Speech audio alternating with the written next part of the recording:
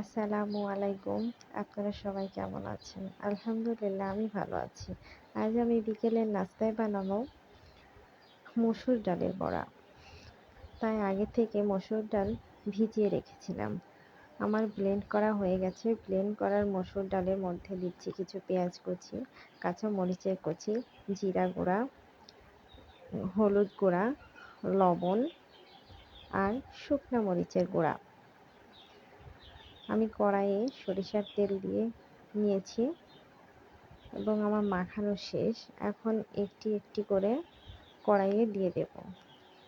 আমার দেওয়া প্রায় শেষ। বড়াগুলো একটু পরে উল্টিয়ে দেব, না হলে পুড়ে যেতে পারে। আমার হয়ে গেছে মসুর ডালের বড়া বানানো। আপনাদের কেমন লাগলো কমেন্টে জানাবেন। আসসালামু আলাইকুম।